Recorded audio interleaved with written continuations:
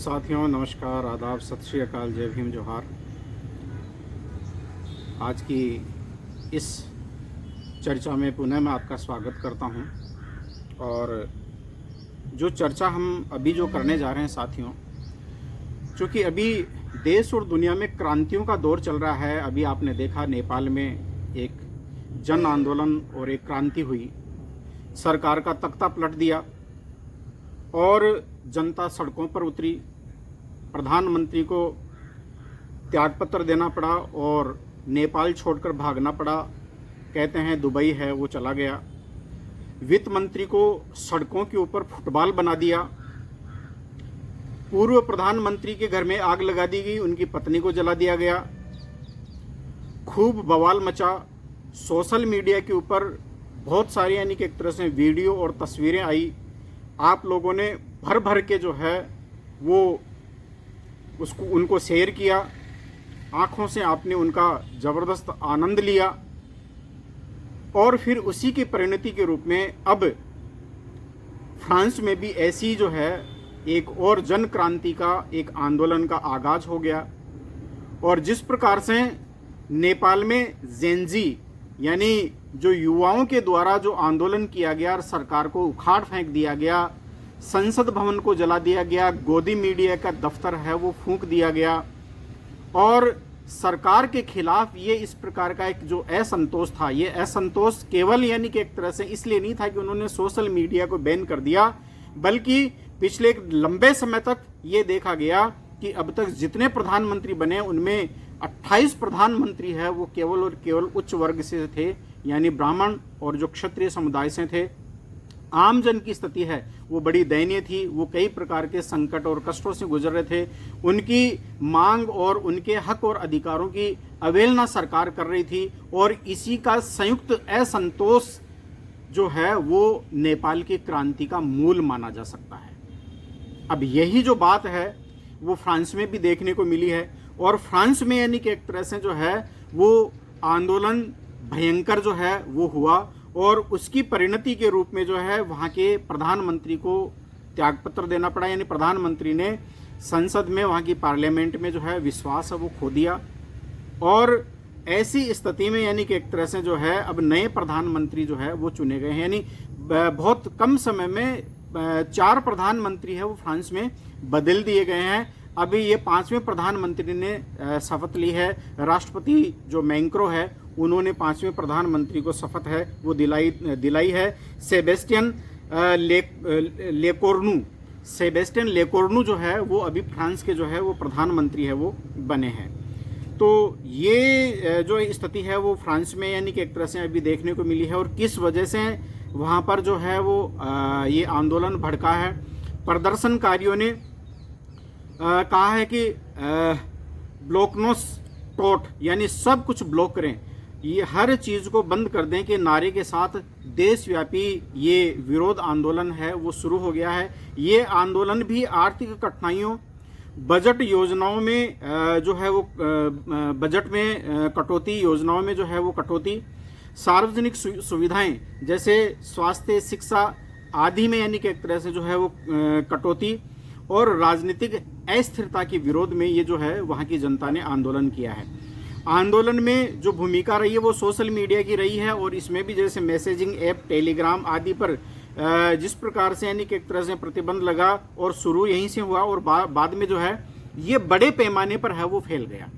तो social media की ही यानी कि एक तरह से ये इस आंदोलन की जो देन है वो मानी जा सकती है। जहाँ तक राजनीतिक पृष्ठभूमि की हम बात करते हैं तो जो प्रधानमंत्री जो फ्रांसिस बेक्रो है उन्होंने जो है अपना विश्वास मत है वो संसद में खो दिया। वो अपना जो है वो नॉन कॉन्फिडेंस वोट है वो हार गई, इसलिए उनको त्यागपत्र देना पड़ा। और जो बेरो जो है वो प्रस्तावित बजट में बड़े पैमाने पर कटौती है उन्होंने प्रस्तावित की थी, जिसमें सार्वजनिक छुट्टियों को हटाने का प्रस्ताव, पेंशन फ्रीज करना और स्वास्थ्य व अन्य सार्वजनिक सेवाओं में कमी है वो शामिल थी। और इसी वजह से यानी कि एक तरह से वहाँ पर जो असंतोष पनपा और इस प्रकार की जो स्थिति है वो बनी। अब प्रदर्शनकारियों की यानी कि एक तरह से जो है वो अभी वर्तमान में वहाँ पर क्या स्थिति है, क्या प्रभाव है, यानी अब तक सैकड़ों प्रदर्शनकारी हैं वो गिरफ्तार हो चुके हैं। यानी कुल गिरफ्तारियों की संख्या जो अलग अलग रिपोर्टों में जो सामने आई है वो ये है कि 200 से 300 है, ज़्यादा भी हो सकते हैं। अब जो मैं जब तक वीडियो जो शूट कर रहा हूँ तब तक ये स्थिति है वो बता रही है। इसमें लगभग 80,000 से ज़्यादा पुलिस और सिक्योरिटी जो बल है वो तैनात किए जा चुके हैं ताकि विरोध प्रदर्शन को है वो नियंत्रित है वो किया जा सके। कई शहरों में सड़कों पर जो जला हुआ कचरा, बैरिकेड और पुलिस से झड़पें और यातायात में भारी जो रुकावटें हैं, बाधाएं हैं, वो इस दौरान इस आंदोलन की वजह से जो है वो हुई है। इसमें भी छात्र, शिक्षक, कर्मचारी और सार्वजनिक क्षेत्र में काम करने वाले जो लोग हैं इस आंदोलन का हिस्सा बने हैं। यानी यूथ के द्वारा ही इस आंदोलन को शुरू किया गया है, लेकिन बाद में सभी लोगों के द्वारा इसको एक तरह से समर्थन है वो मिलता चला गया। अब इस आंदोलन का महत्व क्यों है और इसमें आगे चलकर चुनौतियां क्या क्या है, ये इसके ऊपर थोड़ा सा और हम जो है वो चर्चा कर लेते हैं। यह आंदोलन दिखाता है कि जनता में आर्थिक नीति और जीवन की लागत में बढ़ोतरी के खिलाफ गहरा असंतोष है।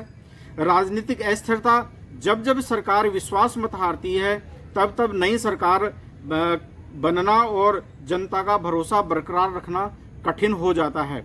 लोकतांत्रिक दबाव भी है, अर्थात जनता सरकारी नीतियों को बदलने या नरम करने के लिए सार्वजनिक प्रदर्शन है वो कर रही है, जिससे सरकार पर दबाव है वो बढ़ता है। फ्रांस के येलो वेस्ट आंदोलन, ये जो आंदोलन है वो सरकार के, ये जो पूर्व में जो येलो वेस्ट आंदोलन हुआ था जो इसी तरह आर्थिक असमानता और न्याय की मांगों को लेकर है वो प्रेरित था। तो इस दृष्टि से यानी कि एक तरह से जो है ये फ्रांस की स्थिति है वो बनी हुई है। यानी सड़कों के ऊपर लोग हैं और सरकार की जो नीतियां हैं उनके खिलाफ भयंकर जन असंतोष पनप रहा है। इस असंतोष के कारण कुछ मूल कारण और भी हैं, और वो कारण क्या क्या है, जैसे आपको पता होगा कि फ्रांस है वो नेटो का सदस्य है, यूरोपियन यूनियन का भी सदस्य है। जब रूस और यूक्रेन के बीच में युद्ध हुआ तो इस युद्ध के परिणाम स्वरूप रूस के ऊपर जो प्रतिबंध लगाए गए और वहाँ से जो वस्तुएं आयात की जाती थी सस्ते में, उनके ऊपर प्रतिबंध लग गया। ऊर्जा जो है वो मूलभूत ज़रूरतें थी, उसको जो है रूस से जो है वो आयातित किया जाता था। अब जब प्रतिबंध लगा दिया गया तो अमेरिकन कंपनियों ने जो है महंगे दामों पर जो है वो एनर्जी या जो पावर है वो सप्लाई की जाने लगी। तो लोगों के बिलों के जो बिजली बिलों के जो बिल है वो पहले के अपेक्षा 50% से ज़्यादा बढ़ गए। इसी प्रकार से यानी जो डायरेक्ट एक्सपोर्ट इंपोर्ट जो रूस से होता था वो प्रतिबंधित हो गया। तो और इसी दौरान अमेरिका ने जो है इसमें अपना खूब जो धन है वो कमाया है, खूब डॉलर भर भर के उन्होंने छापे हैं। अनुमान है, जो डेटा जो सामने आए हैं कि 1 लाख ट्रिलियन डॉलर जो है वो इस दौरान रूस और यूक्रेन के बीच में युद्ध की वजह से जो है यूरोपीय यूनियन और जो फ्रांस जैसे जो देश हैं इनसे पावर सप्लाई करके और अमेरिकी कंपनियों ने और अमेरिका ने कमाया है। तो यूरोप को क्या मिला?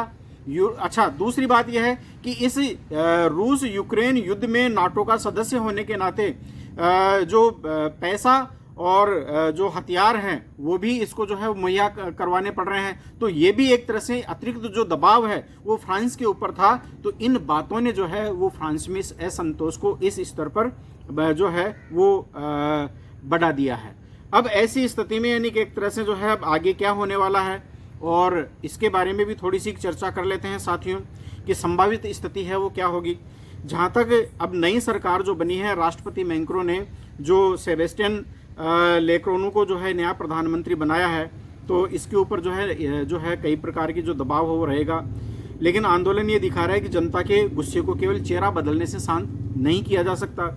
अगर नई सरकार बजट कटौती और योजनाओं में ढील नहीं देती तो विरोध और तेज हो सकता है, ये अपने आप में माना जा सकता है। इसके अलावा जहाँ तक आर्थिक सुधार और बनाम जो जन दबाव की स्थिति है इसके बारे में थोड़ी सी चर्चा कर लेते हैं। यानी सरकार सार्वजनिक खर्च घटाना चाहती है ताकि कर्ज और गाठा नियंत्रित हो, पर जनता इसे सीधे जीवन स्तर पर अपना हमला मान रही है। इसलिए आगे 2 विकल्प हैं, या तो सरकार कुछ रियायतें देगी या आंदोलन और उग्र होता चला जाएगा। आंदोलन का फैलाव ये केवल मजदूरों और छात्रों तक सीमित नहीं है, बल्कि इसमें जो है किसान है, शिक्षा कर्मी है, स्वास्थ्य कर्मी है और आम जनता है वो इसमें शामिल होती जा रही है, तो इसका जो स्वरूप है वो बढ़ता जा रहा है।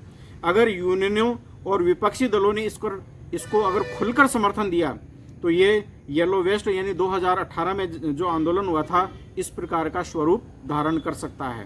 तो जहाँ तक राजनीतिक संकट की जो स्थिति जो बन रही है, तो राष्ट्रपति मैक्रों है वो पहले ही लोकप्रिय हो चुके हैं, और यदि ये आंदोलन लंबा चलता है और हिंसा बढ़ी तो निश्चित रूप से यानी कि एक तरह से स्नैप इलेक्शन की संभावना बन जाएगी, यानी एकस्मात चुनाव या संसदीय गतिरोध जैसी स्थिति भी बन सकती है। और चूंकि फ्रांस यूरोपीय यूनियन का सदस्य है तो इसका जो प्रभाव है वो अन्य यूरोपीय देशों के ऊपर और यूरोपीय संघ के ऊपर भी पड़ सकता है, और यदि वहाँ अस्थिरता बढ़ती है तो इसका जो असर है वो यूरोपीय बाजार और ईयू की जो राजनीति है यानी यूरोपीय यूनियन की जो राजनीति है उसके ऊपर भी पड़ सकता है। यानी यह आंदोलन सिर्फ आर्थिक नीतियों का विरोध नहीं है, बल्कि फ्रांस के लोकतंत्र और यूरोप में उसकी स्थिरता के लिए भी एक परीक्षा की घड़ी माना जा सकता है। तो ये आज की यानी कि एक तरह से जो है वो चर्चा है साथियों। अब बात ये आती है कि भारत में, नेपाल में और फ्रांस में ये जो आंदोलन है, भारत में भी इस प्रकार के आंदोलन चल रहे हैं। आप देख रहे होंगे किसान आंदोलन अभी तक चल रहा है सिंघू बॉर्डर के ऊपर, और जो है दिल्ली बॉर्डर के ऊपर जो है किसान है वो अभी तक भी बैठे हुए हैं। पंजाब में बाढ़ और एक तरह से अतिवृष्टि के हालात हैं, वहाँ पर जो है स्थिति बड़ी दयनीय और भयावह बनी हुई है। सरकार किसी प्रकार से यानी कि एक तरह से ध्यान है वो नहीं दे रही है। छात्रों का असंतोष है वो चरम पर है। जो प्रतियोगी परीक्षाएं हैं उनमें धांधली के जो आरोप है वो केंद्र सरकार के ऊपर लग रहे हैं, और जो आयोजनकर्ता जो एक तरह से जो संस्थाएं हैं उनके ऊपर इस प्रकार के जो आरोप हैं, आक्षेप हैं वो लग रहे हैं। तो जो स्थिति आज नेपाल में है और फ्रांस में बनी है वो स्थिति भारत में ज़्यादा न बने, इसलिए यहाँ की सरकारों को भी सावचेत होना चाहिए, और सावचेत होकर जनता की भावनाओं के साथ में खिलवाड़ करने के बजाय जन कल्याण की नीति के ऊपर काम करना चाहिए, और सभी के साथ में न्यायपूर्ण व्यवहार सरकार के द्वारा किया जाना चाहिए। तभी जो है हमारा संविधान और हमारा जो लोकतंत्र है वो सुरक्षित रह सकता है।